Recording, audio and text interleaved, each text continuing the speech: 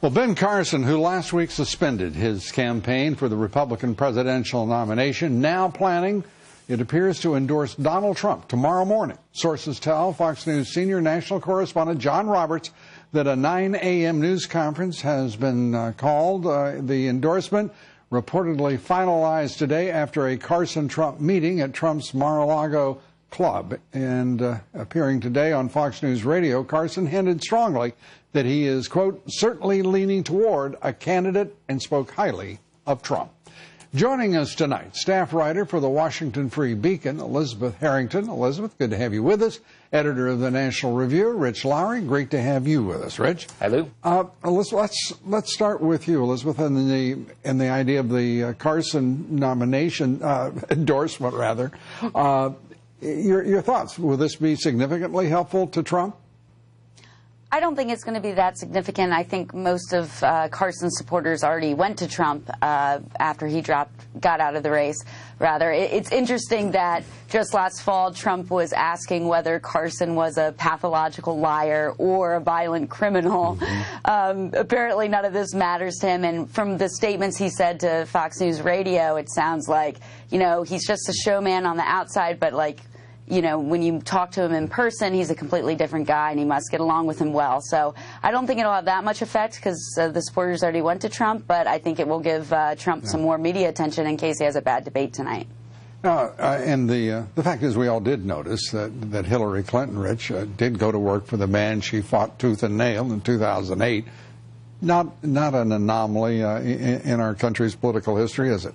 That's the way politics works. I agree it won't have a big effect, but every endorsement at the margins is validating for Donald Trump and helps him, and this will obviously drive some news tomorrow morning.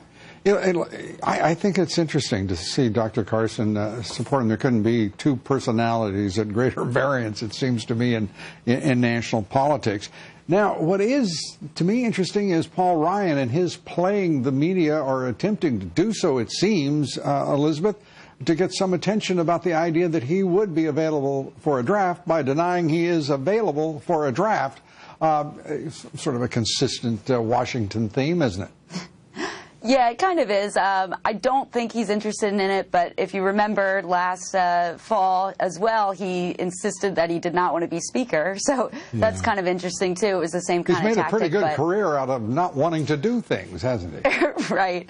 And, yeah, I mean, who knows? I don't know what the strategy will be, but if Trump is in the lead and the establishment types want to go after a brokered convention, I definitely think Paul Ryan's name would be up there for people to nominate. So we'll see what happens. Well, surely, Rich, the GOP elites, the establishment, would not want a brokered convention. They'd rather see voters enfranchised, their will expressed. I can't imagine these tall pillars of a democratic constitutional republic wanting to avoid the will of the people. Could you? Yeah, it'll be much better, obviously, if someone gets to a majority of delegates, 1237. And it'll be even better, Lou, if a conservative candidate does it rather than Donald Trump. But if no one gets there, wait a minute. What makes you think conservatives have a majority view in this country? We're watching Donald Trump gather independents and Democrats. I can't tell you, for years now. Well, how many years have the Republicans blown elections? Oh, well, since 2008. And they say they want somebody who can cross over, somebody who can reach out, broaden the tent. And the first sign that somebody's doing so, it's a powerful sign, by the way, as you know, 1 million votes more than Romney had at this point in his nomination year. What's the problem? But if you look at the trajectory on delegates, he's probably not going to get there. He's really not going to get there if he loses one of Ohio and Florida, and that's what makes March 15th such a big deal. It seems that Rubio's going to have a very slender chance of winning Florida. So then Ohio is very important. So I wonder if tonight Trump will actually hit John Kasich, because one of the strengths Kasich has had throughout this process is he gets to narrowcast his message for his voters without anyone else really paying attention to him. And now in the latest polls, it seems as though he's actually ticked ahead in Ohio. Yeah, ticking ahead, and it would be sort of surprising if a native, the favorite son were not to be moving ahead.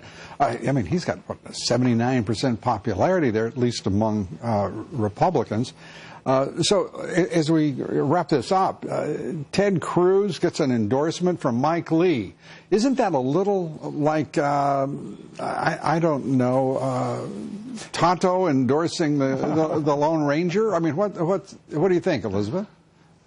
I don't think it's going to have that big of an effect. I think the only thing it says You're not going to deal with the Lone Ranger, is that run with the Lone Ranger analogy. Come on, Elizabeth, you can do it. I couldn't do it, but it's up to you. I'm going to stay away from that one. But no, I think it just shows that nobody's really going to endorse Rubio at this point. They're all just going towards Cruz. They think he's the best shot to go one-on-one. All of them would be I defined. think that's a smart decision.